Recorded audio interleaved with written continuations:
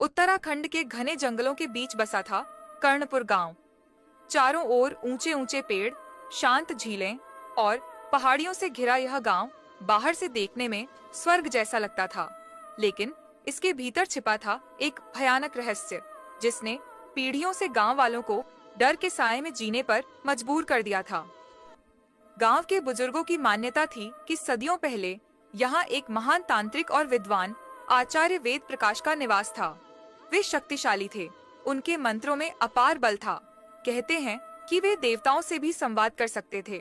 राजा महाराजा भी उनकी सलाह लेने आते थे, लेकिन शक्ति के साथ ईर्ष्या भी आती है। कुछ लोभी तांत्रिकों ने उन्हें धोखे से मार दिया। मरते समय उन्होंने भयंकर श्राप दिया, जो भी इस भूमि को अपवित्र करेगा वह मेरी आग में भस्म हो जाएगा। इसके बाद से गांव पर एक अजीब सा साया छा गया। आधी रात को झील से अजीब सी चीखें आने लगीं। जंगल में अज्ञात परछाइयां दिखतीं। लोगों ने बताया कि उन्होंने लाल आंखों वाले एक भयानक प्राणी को देखा है, जिसकी हड्डियां बाहर झांक रही थीं। यह ब्रह्म राक्षस था, एक श्रापित आत्मा जो न पूरी तरह भूत थी और न ही इंसान। गांव वालों ने कई उपाय किए, तंत्र मंत्र किए, मंदिर बनाए, लेकिन यह श्राप कभी पूरी तरह नहीं मिटा। उन्होंने एक पुराने मंदिर में उसकी आत्मा को कैद कर दिया, लेकिन यह केवल एक अस्थायी समाधान था। गांव में एक सख्त नियम था, सूर्यास्त के बाद जंगल की ओर कोई नहीं जाएगा, लेकिन कुछ युवकों ने इस चेतावनी को नजरअंदाज कर दिया और फिर जो हुआ वह गांव के इतिहास का सबसे भयावह अध्याय बनने वाला था। कर्णपुर गांव के प्राचीन मंदिर में आचार्य वेद प्रकाश अपने शिष्यों के साथ गूढ़ मंत्रों का अध्ययन कर रहे थे। वे सिर्फ एक साधारण तांत्रिक नहीं, बल्कि वेदों और तंत्र मंत्रों के झाता थे।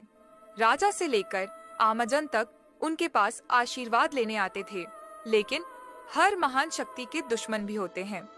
गंगा के पार एक दूसरे राज्य के महातांत्रिक अघोरीनाथ को यह सहन नहीं था कि वेद प्रकाश की ख्याति इतनी बढ़ गई थी। उसने कुछ दुष्ट तांत्रिकों को संगठित किया और एक षड्यंत्र रचा। गुप्त रूप से एक भयावह अनुष्ठान किया गया, जिसमें आचार्य वेद प्रकाश को मारने की योजना बनी। अमावस्या की रात थी। पूरा जंगल काला और भयानक लग रहा था। गांव में सभी अपने घरों में दुबके हुए थे, लेकिन मंदिर में आचार्य वेद प्रकाश ध्यान में लीन थे। तभी एक साया मंदिर में प्रवेश करता है। अघोरीनाथ और उसके साथी तंत्र मंत्र की काली शक्तियों से घिरे हुए थे। उन्होंने वेद प्रकाश को पकड़ लिया और एक भयानक यज्ञ शुरू किया।